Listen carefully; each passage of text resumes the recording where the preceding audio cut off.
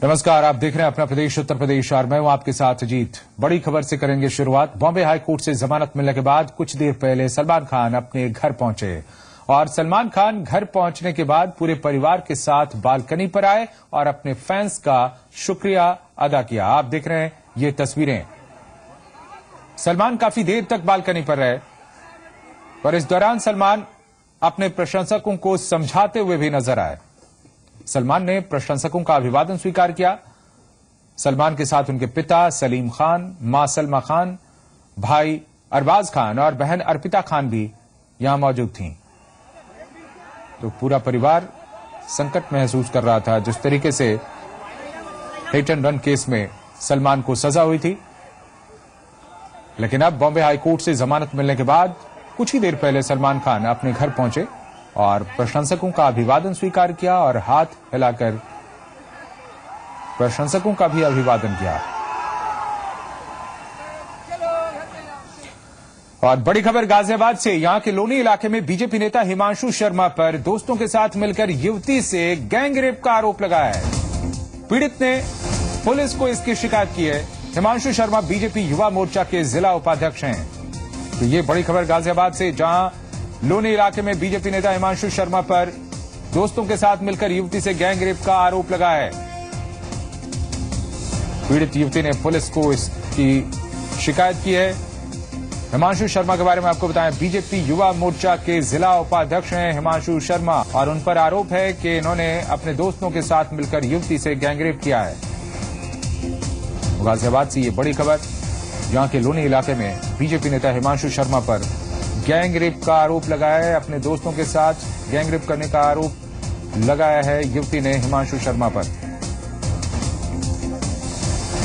Police में इसकी शिकायत की है पीड़िता ने। हिमांशु शर्मा बीजेपी युवा मोर्चा के जिला उपाध्यक्ष हैं। और गाजियाबाद से ही बड़ी खबर है। टायर कारोबारी विवेक त्यागी अपहरण केस में पुलिस ने 7 किडनैपर्स को गिरफ्तार किया है। पुलिस की सफलता। पुलिस ने खुलासा किया है कि कारोबारी का अपहरण भरत गैंग ने किया था। आपको बताएं, टायर कारोबारी को 2 करोड़ की फिरौती देकर छोड़ा गया था। बदमाशों ने कारोबारी विवेक को हाथरस के पास छोड़ा था और फरार हो गए थे। इसके बाद जैसे एक बार फिर बदमाशों ने पुलिस को अब खुली चुनौती दी थी।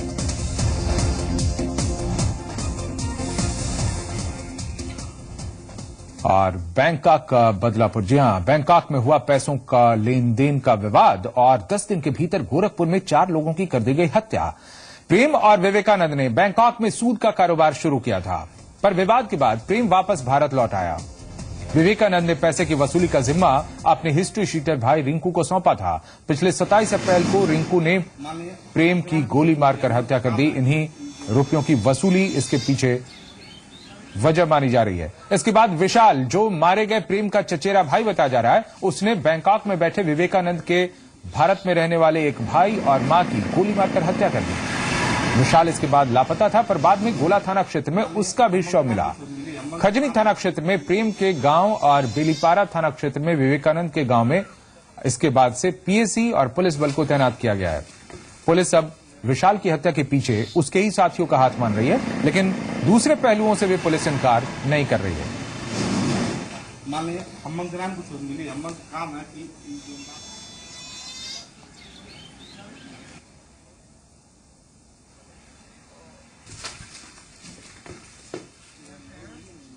सर, हम लोग अचानक एक दिन वो लोग आए, 4 लोग थे साथ में, तो वो लोग आए और मेरे घर पे घुस गए। तो बोले कि भैया को मेरे प्रणाम किए, नीचे बुलाए, मेरे भैया ऊपर लेके गए, हम लोग पानी पीने के लिए दिए।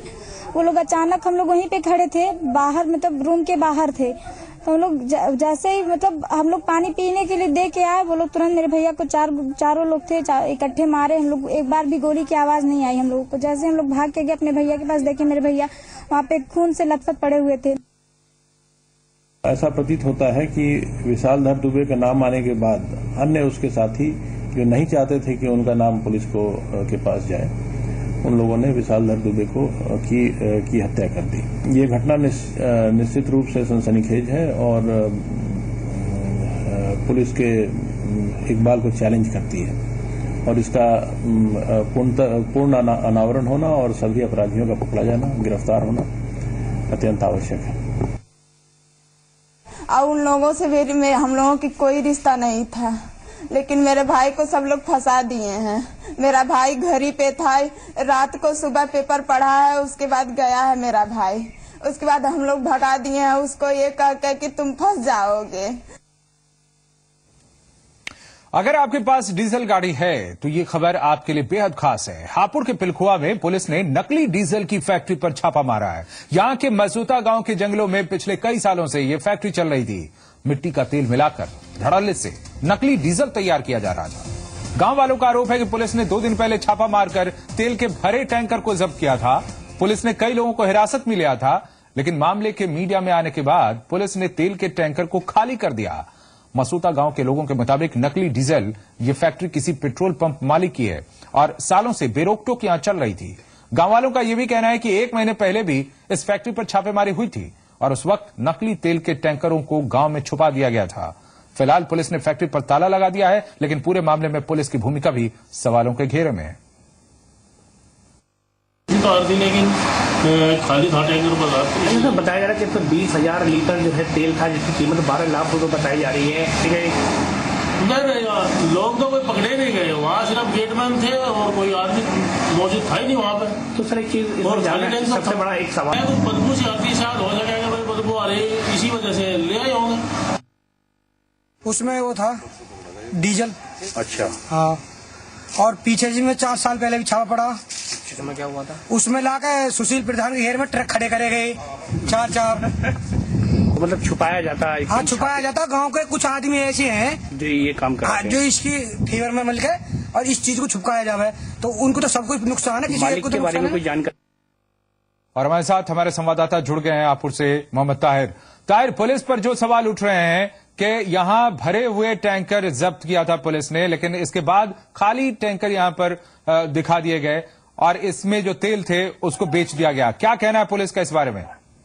जी, मैं आपको बताना चाहूंगा, जो पुलिस के आला अधिकारी हैं वो इसमें कुछ भी बोलने को तैयार नहीं है। बाकी जो जांच अधिकारी हैं, जांच अधिकारी से हमारी बात हुई तो जांच अधिकारी का साफ तौर पर ये कहना है कि ये जो टैंकर हम पकड़ के लाए हैं ये बिल्कुल खाली था। तो सबसे बड़ा सवाल ये पैदा होता है कि खाली टैंकर का पुलिस को पकड़ने का क्या मतलब था।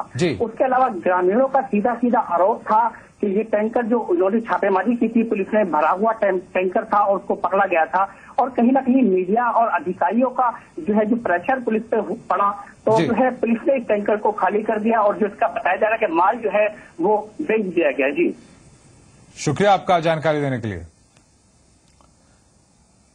और जिस तरीके से मिलावटी डीजल ये बरामद हुआ, यहां पर इस तरह की फैक्ट्री का भंडाफोड़ हुआ। आपको बताएं, डीजल इस तरह का जो मिलावटी हो, इससे गाड़ी मालिकों को, किसानों और ट्रांसपोर्टर्स को कितना नुकसान उठाना पड़ता है। मिलावटी डीजल से गाड़ी का इंजन जल्दी खराब हो जाता है, जिसका खामियाजा गाड़ी मालिकों को भुगतना पड़ता है।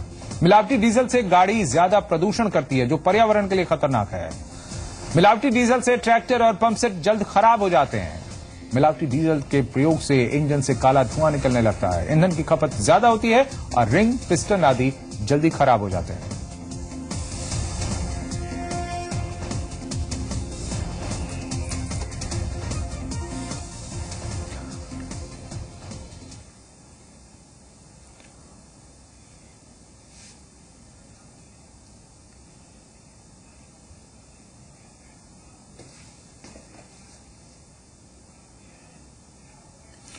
और मोदी सरकार के 1 साल के कामकाज पर जी मीडिया के महामंच पर आज मोदी सरकार के 13 मंत्री जुट रहे हैं। मोदी के ये मंत्री जी मीडिया के महामंच पर आज सरकार के 1 साल का हिसाब देंगे। निवेश करने की जरूरत जी मीडिया के महामंच पर इन मंत्रियों के नाम हैं मनोहर पर्रिकर, रविशंकर प्रसाद, सुरेश प्रभु, जेपी नड्डा, प्रकाश जावड़ेकर, पीयूष गोयल, महेश शर्मा, चौधरी बीरेंद्र सिंह, मुख्तार अब्बास नकवी और कलराज मिश्र। पेशे से चार्टर्ड अकाउंटेंट भी रहे हैं, क्या वो आपकी जो क्वालिफिकेशन है यहाँ आपके काम आई? नहीं, वो तो सब क्वालिफिकेशन तो काम में आती है, लेकिन मुझे सबसे एक अहम बात को आपको कहना चाहूंगा कि हमारे प्रधानमंत्री जी जिस तरह से रेल के बारे में सोचते हैं, और शायद वो रेल उनके लिए एक प्राथमिकता बन गई है, तो मैं इसीलिए उनको भी बहुत धन्यवाद देना चाहता हूं कि जो लीडरशिप मिलती है, उसका जो सपोर्ट मिलता है at the highest level, that also helps us going. तो ये जो स्पीड हमारी जो है नॉर्मल स्पीड तो है ही है, लेकिन प्राइम मिनिस्टर की सपोर्ट के कारण जो स्पीड मिल सकती है वो मुझे लगता है बुलेट ट्रेन से भी ज्यादा है। जी, आपने प्रधानमंत्री जी का जिक्र किया, आपसे हम ये जानना चाहेंगे और मेरे ख्याल से तमाम लोग जो हैं देश के वो भी ये जानना चाहेंगे कि जब प्रधानमंत्री आपको रेल मंत्री बनाकर लेकर आए, आप ही को क्यों चुना और आपको क्या ब्रीफ था उनका, क्या चाहते थे वो? देखिए, प्रधानमंत्री ने क्यों किया उसके बारे में जानकारी मुझे भी नहीं है और प्रधानमंत्री आपको दे सकते हैं, लेकिन एक बात जरूर है कि प्रधानमंत्री जी ने यदि इस विश्वास से, इस अपेक्षा से मुझे मंत्री बनाए तो मेरा फर्ज यही है कि उस अपेक्षाओं को पूरा करना चाहिए। उनकी जो जिस फेज से उन्होंने हमें जिम्मेदारी दी है उसको भी पूरी तरह से कंप्लीट करना चाहिए, इसीलिए लगातार हमारी कोशिश रही है। मैं तो आपको एक बिल्कुल वादा करना चाहता हूं सब लोगों को देश के कि कामयाबी 5 साल के बाद मिलेगी, लेकिन कोशिश में हम 5 साल तक 1 मिनट का भी समय बिल्कुल नहीं छोड़ेंगे। मैं ही नहीं, हमारे 13 लाख लोगों को भी मैं ये मोटिवेट करने की कोशिश कर रहा हूं कि कोशिश पूरी तरह से लगाइए, उसका जो फल है ईश्वर जरूर देगा। जी, एक सवाल मैं ले सकता हूं इस वक्त अपने ऑडियंस से, अगर कोई सवाल पूछना चाहता है तो। जी, good evening mister minister, I am a veteran, one of the out of the 2,000 odd veterans who are decorated with a gallantry award in this country of 125 crores. The Railways gives us a concession of travelling by AC second class with a companion free of cost. Mr. Minister, is this country so poor that out of the 2,000 people who are left over, some of them have died, very few left over actually, cannot be accommodated in AC1. Secondly, that the question of getting our passes renewed every year by going and presenting ourselves to DRM offices, showing our identification every year, is quite a painful task, especially for the JCOs and other ranks who live in far-flung villages and in the hill areas which are not accessible to the railway. Would you like to consider reviewing this whole scenario for the benefit of this motley crowd as compared to the freedom fighters whose breed died away in 47 and their great grandchildren are availing of the facilities whereas ours are not carried forward? Thank you very much. अपने ex serviceman के लिए जो सुविधाएं हैं उनके लिए बात कर रहे थे। आप एक बार रिपीट करेंगे शॉर्ट में, हिंदी में? प्रभु साहब, मैं कर्नल कौल हूं और मैं आर्मी का गैलेंट्री अवार्ड विनर हूं। परमवीर चक्र, महावीर चक्र, वीर चक्र का आपने नाम सुना होगा, उनमें से एक मुझे मिला। पूरे हिंदुस्तान में 2000 से भी कम ऐसे अवार्डी हैं 125 करोड़ में से। सर, आपका सवाल? मेरा सवाल यह है कि जो हमको कंसेशन दिया जाता है, नंबर 1 वो AC1 का आप दे सकते हैं।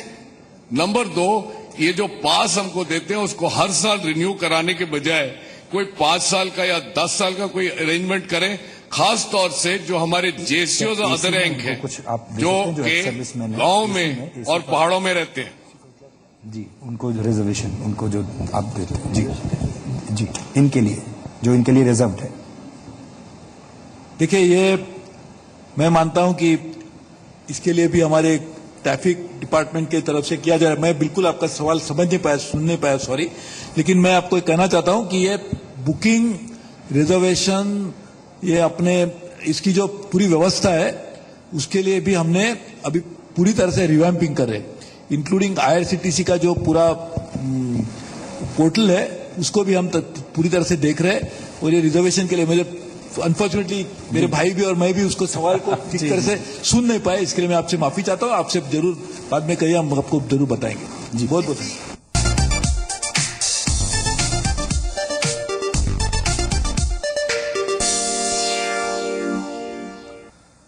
उत्तर प्रदेश के मुख्यमंत्री अखिलेश यादव ने यह कहा है कि यूपी देश का सबसे बड़ा बाजार है। इसके साथ ही उन्होंने कहा कि महंगाई दिल्ली में है, यूपी में नहीं है। सूबे में कानून व्यवस्था के मुद्दे पर मुख्यमंत्री ने कहा कि वो ऐसी व्यवस्था कर रहे हैं कि एम्बुलेंस की तर्ज पर घटना के 10 मिनट के भीतर पुलिस मौके पर पहुंच जाए। प्रधानमंत्री कहते हैं कि सबसे बड़ा बाजार है देश भारत, तो बताओ भारत में सबसे बड़ा बाजार कौन सा है? उत्तर प्रदेश। इससे बड़ा बाजार कहीं नहीं है। दिल्ली में कहते हैं महंगाई है, हर चीज की महंगाई बताते हैं। आप बताओ, अगर हमारे यहाँ चले जाओ गांव में, कहां सब्जी महंगी है? दिल्ली में महंगाई हो सकती है, गाजियाबाद शहर में महंगाई हो सकती है, लेकिन गाजियाबाद से 20 किलोमीटर नीचे चले जाओ, कहां महंगाई, काय की महंगाई है। यूपी में डॉक्टरों के साथ मारपीट की बढ़ती घटनाओं के विरोध में आज प्रदेश भर के आईएमए से जुड़े निजी डॉक्टर हड़ताल पर हैं। इससे मरीजों को खासी परेशानियों का सामना करना पड़ा है। आप देख रहे हैं टीवी स्क्रीन पर यूपी के 5 शहरों की तस्वीरें। मेरठ, इलाहाबाद, संभल, आजमगढ़ और बागपत की तस्वीरें हैं। सभी जगहों पर प्राइवेट प्रैक्टिस करने वाले डॉक्टरों ने अपने क्लिनिक बंद रखे हैं। हड़ताली डॉक्टरों ने कई जगहों पर जुलूस निकाला और सरकार के खिलाफ नारेबाजी भी की। डॉक्टर केवल इमरजेंसी और अस्पताल में पहले से भर्ती मरीजों को ही देख रहे हैं। डॉक्टरों का यह कहना है कि सूबे में डॉक्टर्स के साथ मारपीट की घटनाएं बढ़ी हैं और प्रदेश सरकार ऐसे कानून ला रही है जिससे उल्टे डॉक्टर्स का ही उत्पीड़न बढ़ा है। यूपी पुलिस अपनी हरकतों की वजह से अक्सर विवादों में रहती है। बात चाहे लापरवाह रवैये की हो या फिर अपनी करतूतों से खाकी को दागदार करने की घटना, वक्त बेवक्त यूपी पुलिस की करतूत सुर्खियां बन जाती हैं। आप देख रहे हैं ये तस्वीरें। पिछले 2 दिनों में यूपी के एक जगह से ये तस्वीर सामने आई है। ये वो 2 तस्वीरें हैं जो यूपी पुलिस के कारिंदों की खोल कर रख देते हैं। पहली तस्वीर शाहजहांपुर से सामने आई है, जहां शराब के नशे में एक सिपाही ने जमकर हंगामा किया। गिरीश नाम के सिपाही की ड्यूटी कचहरी में लगी।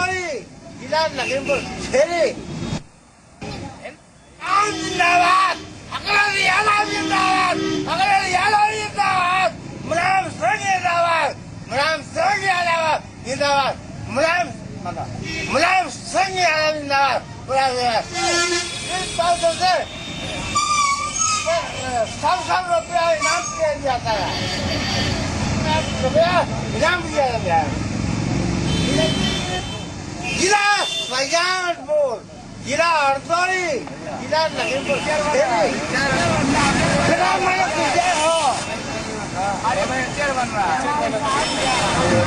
तस्वीर आप देखें